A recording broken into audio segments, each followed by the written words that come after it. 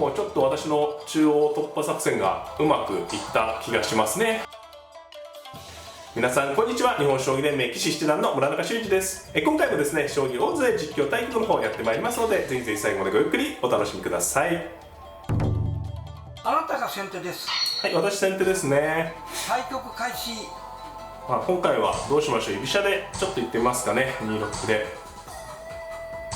相手の方は5四歩だったので、これはご機嫌中飛車とね呼ばれる指し方のスタートですね。5二飛車ですね。2四歩といけそうなんですけどね、2四歩といくと同歩同飛車に、後手からねさまざまな反撃の手段があります。これね大盤の方で解説したいと思います。4八銀とね私は仕掛けを自重して、玉をね囲っていきます。これでねちょっと超速3七銀っていうのをやってみますかね。3六歩とついて銀を上がって、これね銀がね、そうですね今出ましたけど超速でね銀がこう王様を一手上がっただけでどんどんねニョキニョキと出てくるのが超速3七銀というね、早くも銀を切り出すというね手順です。であと6二玉、いろんな指し方なんですけどね、今回ちょっと急戦模様でいってみますかね。持久戦で、組む順もあるんですけどね、銀がニョキニョキ出て、この歩ね、5五の歩にねプレッシャーをかけていきます。6六銀と。そうですね、で相手は6四歩でしたね。5三銀右とね、5三銀上がるとちょっとね5五銀で歩が取れるんでね、それは私がうまくいきます。さてこれでどうしますかね。2四ついて3七桂、単に3七桂、いろいろあるところですね。2四歩ついてみますか。同角なら5八金右から次5五銀を狙う、同歩なら3七桂って言ってますか。これで手筋でね同歩と取らせて桂馬を飛ぶと。1五角とね将来的に出る筋があるのでね、それを防止してるという感じですね。大体方6三銀と立ってきました。さてこれは4五桂と飛ぶか4五銀とガツンといくか、どっちもありそうですね。4五銀もあるんですね。これね同銀同桂、いやどっちがいいかな。4五桂もあるし、どっちも魅力的ですね。4五桂と飛んで、角を5一に引けば5五銀左と出ると。同銀ならもちろん同銀ですしね。4五桂2二角なら2四飛車と走ると。どっちもありそう。迷いますね。4五銀もありますね。4五銀は次3四銀もあるんでね、どっちがいいだろうか。4五銀か4五桂か。4五銀同銀同桂で、4四から2四飛車、それもね結構快調なのでそっちもやってみたいですしね。どっちがいいかちょっとここは迷いますね。迷います。どっちもあります。どっちもあるところです。4五桂もあるしな。どっちがいいかな。桂でいってみますか。銀の方がいいかもしれないし難しいですねこれはね。でこれ銀出てね、これが一応ね、銀を繰り出してた時の構想ですよね。相手の、5筋の位をねこうやって奪回しちゃうということですね。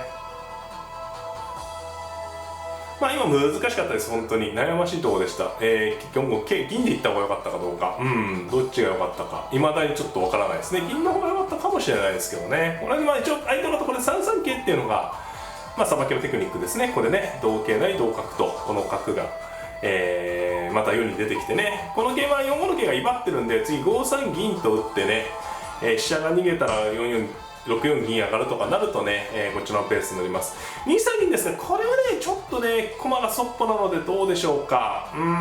これはね、先ほど言ったこの5三銀でね中央から行く手があるんでね、これはねどうもちょっと私の中央突破作戦がうまくいった気がしますね。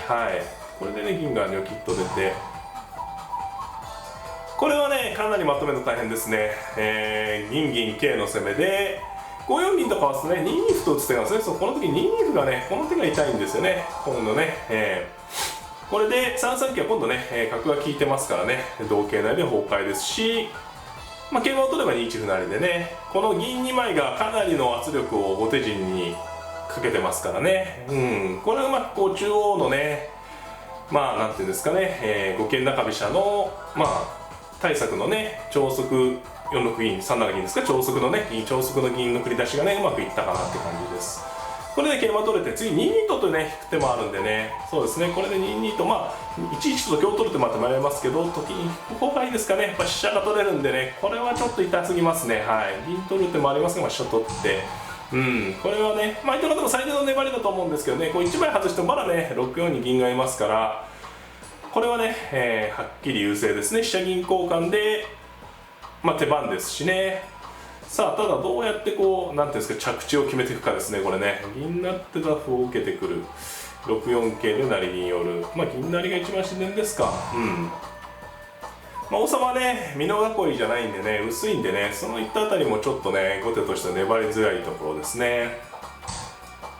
この5六歩は反撃ですね。同歩なら同銀とあと5七桂とね2つのね攻めがあります。